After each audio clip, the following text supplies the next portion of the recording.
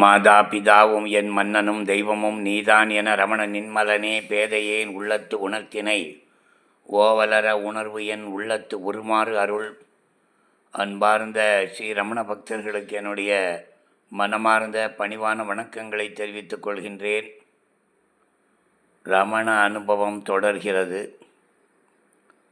முந்தை வினை முழுது ஓட ஓட, மோக இருள் கறந்து ஓட ஓட, சிந்தை மலம் எரிந்து ஓட ஓட, தேக நினைவு ஒழிந்து ஓட ஓட, சாத்திர குப்பை கெட்டு ஓட ஓட, என் ரமணன் எனக்கு அருள் செய்தான் என்கின்றார் முருகனார்.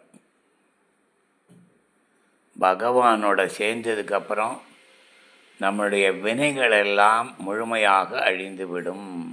ஞாபகம் வச்சுக்கோ. அடுத்து இந்த மோகம் என்கின்ற இருள், அதுவும் மறைந்து ஓடிவிடும். இந்த மனசில் இருக்கக்கூடிய தீய எண்ணங்கள் எல்லாம் அப்படியே கரைஞ்சு போயிடும். தேகங்கிற நினைவு கொஞ்சம் கொஞ்சமாக ஒழிஞ்சு போயிடும். சாஸ்திரம் என்ன சொல்கிறதுன்னு வேடிக்கை பார்க்க வேண்டிய அவசியம் இல்லை.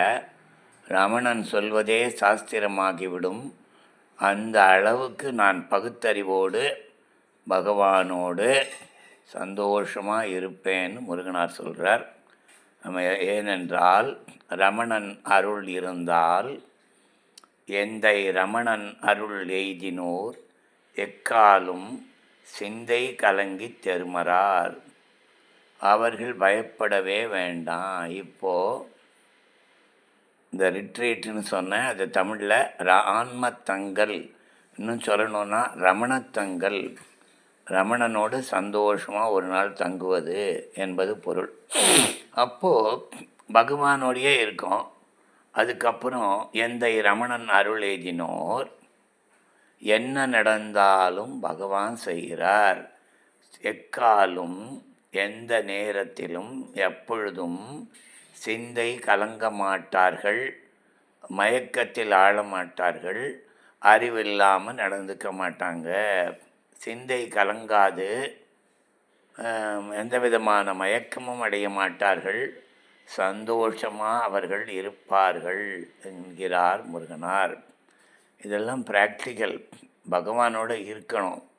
இப்போ ரிட்ரீட்டு கூட வர்றவங்க பகவானை ரொம்ப நேசிக்கிறவங்களாக இருக்கணும்.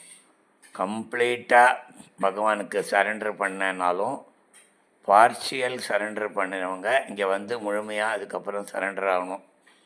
அதுதான் நோக்கம். ஒரு பெரிய வஸ்து நமக்கு கிடச்சிருக்கு, நம்ம வாழ்க்கையில் கண்டுபிடிச்சிட்டோம். அதை எல்லாருக்கும் தெரிவிக்கிறது கடமையாக இருக்குது எனக்கு. ஏன்னா எல்லாமே எங்கே பார்த்தாலும் துக்க சாகரம்தான் ஓடுறது, கண்ணுதிர பார்த்துட்டே இருக்கேன்.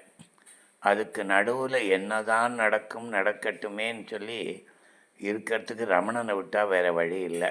அதான் அடுத்த பாட்டு சொல்கிறாரு, இடர் அற்று எவ்வளோ கஷ்டப்பட்டியோ அதெல்லாம் போய் அடியர் உளத்தி ஏமாப்ப, உள்ளுக்குள்ளே அப்படியே சந்தோஷம் பெருகும்படியாக. நாளும் சந்தோஷம் வந்து இன்றைக்கி இருக்குது சந்தோஷம், நாளைக்கு இருக்காது.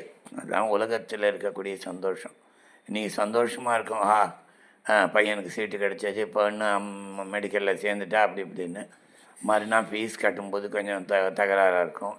அங்கே போனால் ப்ராக்டிக்கல் அவளுக்கு ஏதோ பிரச்சனை, ஏதோ ஒன்று கட்டம் வந்துகிட்டே இருக்கும், ஒரு சந்தோஷம் வரும். இது உலக வாழ்க்கை. ரமணனோட இருந்தால் நாளும் தொடர்வுற்ற போகம் சுரக்கும்னா அது தன்னால் சுரந்துட்டே இருக்கக்கூடியது பகவான் கொடுக்கக்கூடிய ஆனந்தம்.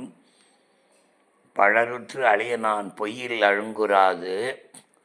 இந்த உலக வாழ்க்கையில் நான் ரொம்ப, அதாவது உலக வாழ்க்கையில் மயக்கம் அந்த மாதிரிலாம் நான் சொல்ல வரல. அப்படியே பார்க்கும்போதே தெரியுது இந்த உலகத்தில் இருக்கிற துக்கமெல்லாம். அந்த துக்கம் என்னை அஃபெக்ட் ஆகாமல், இது பொய்ங்கிறது எனக்கு தெரியாமல், பொய்யில் அழுங்குறாது உண்மைக்கு ஆண்டான் அடியன், அவனது கடலை நான் பிடித்து கொண்டேன்கிறார் முருகனார். உண்மைக்கு என்னை ஆட்படுத்தினான் பகவான். இங்கிறது கவனிக்கணும். அடுத்த பாட்டு, ஏன்ற மெய்யன்பர் இடர்பாடு ஒன்று உற்ற வழி தோன்றும் துணையா தொலங்குமால், ஊன்றி அடி மண்மிசை மிக்க வசீகர தோற்றத்தோடு அண்மி என்னை ஆண்டான் அருள். அற்புதமான பாட்டு. இதை மனப்பாடம் பண்ணி வச்சுங்க. ரமணர் உங்களுக்கு கண் முன்னால் தோன்றுவார். நல்லா ஞாபகம் வச்சுங்க. அந்த மாதிரி பாட்டு இது. எல்லாமே அனுபவம். சும்மா கதை விடுறதில்ல. அப்படியே மக்கள் மகிழ்ச்சி அடைவார்கள்ங்கிறதுக்காக என்னென்னமோ பேசுறதில்ல. சத்தியத்தை மட்டும் பேசின்னு இருக்கோம். தன்னுடைய அடியவர்கள் கஷ்டப்படும்போது பகவான் என்ன பண்ணுவாராம், திடீர்னு தோன்றுவார். தோன்றி ஊன்றி அடி மண்மிசை மிக்க வசீகர தோற்றத்தோடு அண்மையனை ஆண்டான் அருள். பல முறை எழுதியிருக்கேன், ஆனாலும் சொல்லிகிட்டே இருக்கலாம். பகவானுடைய மகிமை, தெய்வத்தினுடைய மகிமையை சொல்லிகிட்டே இருக்கணும். போற்றுதல் வாழும்னா போற்றி போற்றி போற்றி பகவான் கோடானு கோடி ஆண்டுகள் இந்த பூமியில் எல்லாருக்கும் சுகம் கொடுக்கணும். நீ பக்தி இல்லைன்னா போயிடும். தெய்வம் என்ன ஒரு வார்த்தை சொல்வாள் பழைய பழமொழி, குழந்தையும் தெய்வமும் கொண்டாடும் இடத்துல. அந்த மாதிரி கொண்டாடணும். என்ன நடந்ததுன்னா, என்னுடைய தந்தை இறந்து விட்டு கடைசியில் அஸ்தியை கரைக்கிறோம். மறுநாள் அஸ்தியை கரைச்சிட்டு வாத்தியார் வந்து ஓம் கிருஷ்ணார்ப்பண வஸ்து அப்படின்னு நமஸ்காரம் பண்ண சொன்னார்.